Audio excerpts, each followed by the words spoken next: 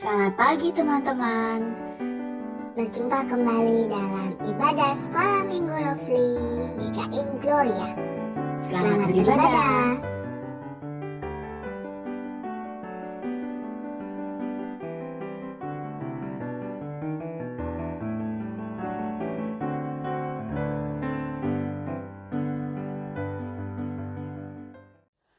Halo, selamat pagi.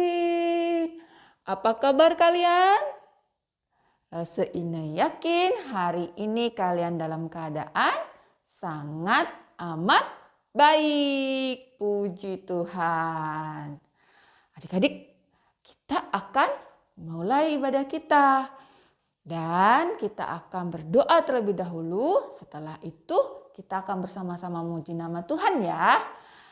Setelah itu apa lagi? Mendengarkan firman Tuhan. Ya. Nah, sekarang kalian duduk yang rapi. Kita akan sama-sama berdoa. Yuk, mari kita berdoa. Bapa di dalam surga, kami bersyukur. Kami diberikan kesehatan pada pagi hari ini. Terima kasih, kami pun masih diberikan kesempatan untuk dapat beribadah. Tuhan, kami ingin memuji nama Tuhan dan mendengarkan firman Tuhan. Tolong kami ya Tuhan agar kami dapat menjadi murid-Mu yang setia. Di dalam nama Tuhan Yesus kami telah berdoa mengucap syukur. Amin. Mari kita bangkit berdiri. Kita akan bersama-sama menaikkan satu pujian. Selamat pagi Tuhan. Kita menyanyinya dengan Lo Sediana ya. Mari Lo Sediana.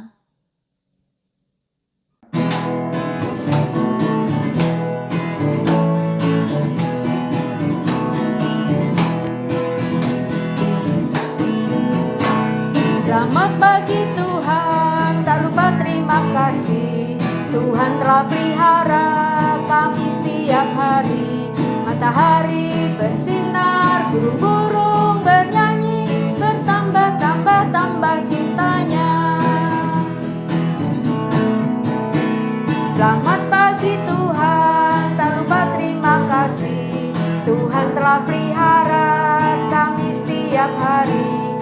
Matahari bersinar, burung-burung bernyanyi, bertambah-tambah cintanya. Selamat pagi Tuhan, tak lupa terima kasih. Tuhan telah pelihara kami setiap hari. Matahari bersinar, burung-burung bernyanyi, bertambah-tambah cintanya. Matahari bersinar, burung-burung bernyanyi, bertambah-tambah cintanya. Matahari bersinar, burung-burung bernyanyi, bertambah-tambah cintanya.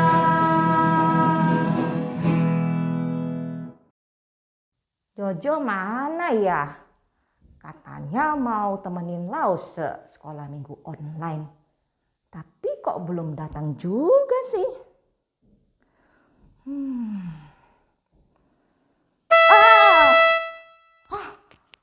Siapa sih yang tiup trompet itu? Bikin kaget aja. Ini nggak ada siapa-siapa.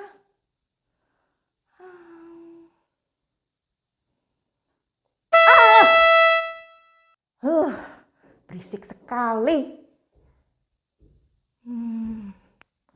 Siapa sih itu?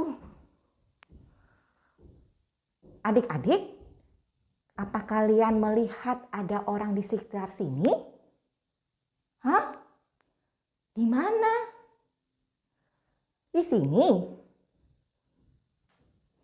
Tapi nggak ada siapa-siapa. Di mana adik-adik? Apa? Di belakang tembok.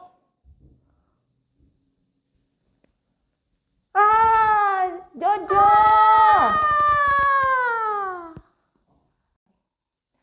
Hai adik-adik Lovely, selamat pagi. Atuh sakit. Makanya jangan usil, itu akibatnya. Maafin Jojo ya Lause. Iya ya, gak usah maafin. Tapi lain kali gak boleh gitu lagi ya. Oke Lause. Nah, kalau gitu sekarang senyum dong. Dan sapa teman-teman yang ada di rumah. Hai teman-teman semua. Gitu dong. Nah, karena tadi Jojo naik-naik ke tembok, Lause jadi ingat nih cerita di Alkitab dalam kitab Yosua tentang sebuah tembok. Wow, tembok apa ya? Adik-adik mau tahu ceritanya? Oke, sekarang Jojo dan adik-adik yang ada di rumah duduk yang manis. Kita akan mendengarkan firman Tuhan ya. Oke adik-adik, sebelum kita mendengarkan firman Tuhan, mari kita berdoa. Lipat tangannya, tutup matanya, kita akan berdoa. Tuhan Yesus, sebentar lagi kami akan mendengarkan firman Tuhan. Tuhan Yesus, tolong kami boleh mengerti firman Tuhan dengan baik. Dan kami juga semakin mencintai firman Tuhan. Di dalam nama Tuhan Yesus kami berdoa. Amin. Tada! Ini dia temboknya adik-adik. Nah, tembok ini mengelilingi sebuah kota, yaitu kota Yeriko.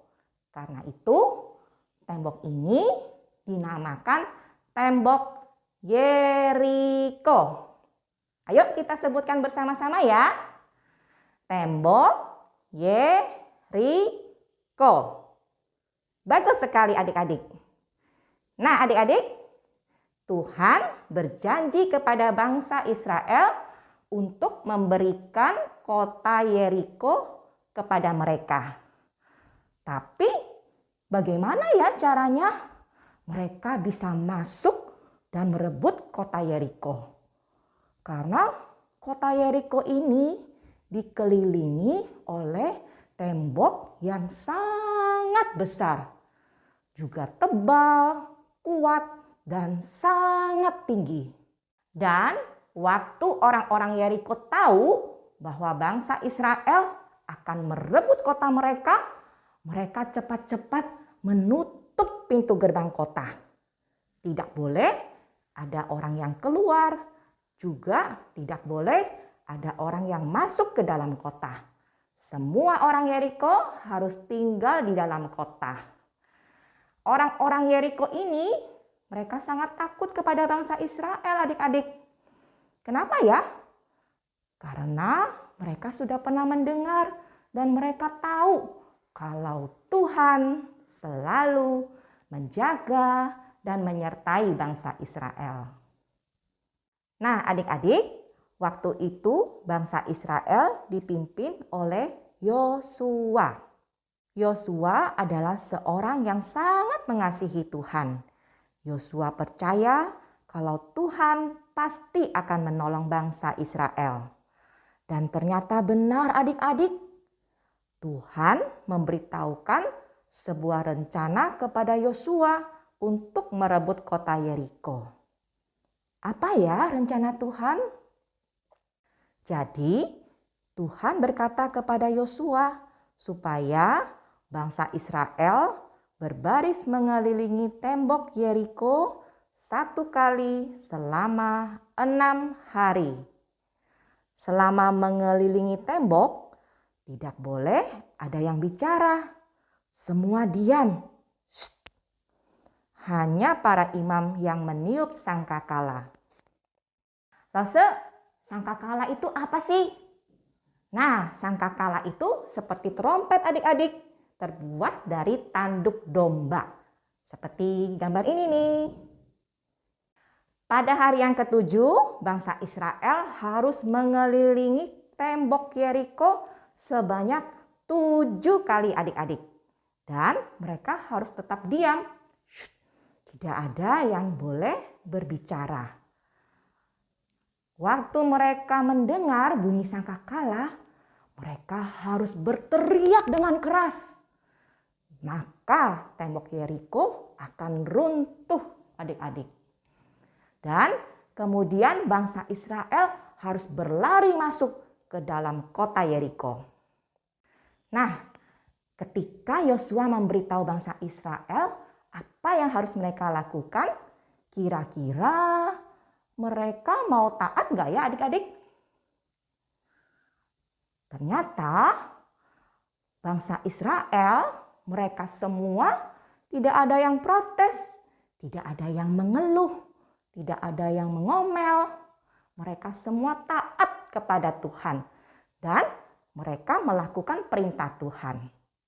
Maka bangsa Israel pun bersiap-siap melakukan rencana Tuhan. Hari yang pertama, bangsa Israel berbaris mengelilingi tembok Yeriko 1 kali. Tidak ada yang bicara. Hanya terdengar bunyi sangkakala. Hari yang kedua, berbaris lagi mengelilingi tembok 1 kali. Semua diam. Hanya terdengar bunyi sangkakala. Hari yang ketiga, hari yang keempat, hari yang kelima. Demikian dilakukan bangsa Israel sampai hari yang keenam. Orang-orang Yeriko yang melihat dari atas tembok, mereka bingung. Ngapain sih orang Israel cuma muter-muter tembok aja? Kenapa tidak mendobrak pintu gerbang saja? Atau menghancurkan tembok Yeriko dengan palu?